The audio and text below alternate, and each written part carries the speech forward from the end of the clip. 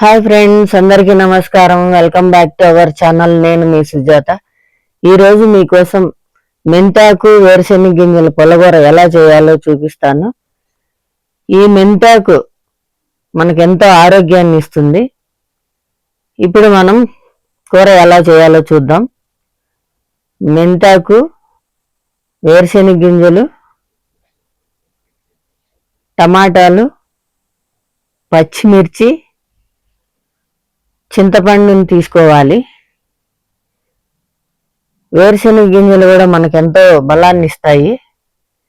ఇప్పుడు మనం కుక్కర్ పెట్టుకొని ఆయిల్ వేసుకొని పచ్చిమిర్చి వేసుకోవాలి. పచ్చిమిర్చి వేసుకున్న తర్వాత ఇలా ఫ్రై చేసుకోవాలి. ఇలా వచ్చినంత వరకు ఫ్రై చేసుకొని ఇప్పుడు మనం మెంతాకుని కూడా వేసుకోవాలి. మెంతాకు కొంచెం లైట్గా చేదుగా ఉంటుంది కాబట్టి ఇలా ఆయిల్లో కొంచెం ఫ్రై చేసుకుంటే ఆ చేదు అంతా పోతుంది. ఈ మెంతాకు తినడం వల్ల కొలెస్ట్రాల్ను కూడా తగ్గిస్తుంది ఇది. ఇప్పుడు మనం ఇలా ఫ్రై అయ్యాక వేరుశెనగ గింజలు కూడా వేసుకున్నాం. చింతపండు,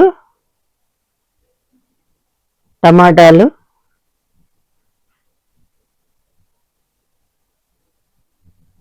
పసుపు, ధనియాల పొడి. ఈ ధనియాల పొడి వేసుకోవడం వల్ల మంచి టేస్ట్ వస్తుంది కూర. ఇప్పుడు తగినంత ఉప్పు వేసుకొని నీళ్లు పోసుకొని ఇలా కలుపుకొని కుక్కర్ మూత పెట్టుకోవాలి. మూత పెట్టుకున్న తర్వాత 4 విజిల్లు వచ్చిన తర్వాత దించుకోవాలి. ఇప్పుడు మనం ఇలా ఉడకబెట్టుకున్న దాన్ని గిన్నెలో కొంచెం నీళ్లు వంపుకొని పక్కన పెట్టుకోవాలి. ఇప్పుడు మనం వేరుశెనగ గింజలన్నిటినీ ఒక ప్లేట్లోకి తీసుకోవాలి.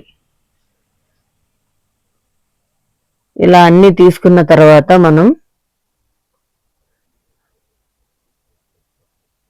పప్పు గుత్తితో ఇలా మెదుపుకోవాలి. ఇలా మెదుపుకున్న తర్వాత వేరుశెనగ గింజలన్నీ ఇందులో వేసుకొని పక్కన పెట్టుకున్న నీళ్లు కూడా వేసుకొని కలుపుకోవాలి.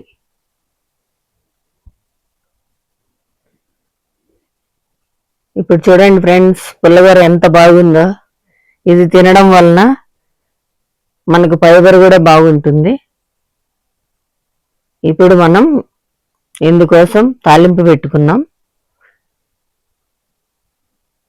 ప్యాన్ పెట్టుకొని ఆయిల్ వేసుకొని ఆయిల్ వేడెక్కాక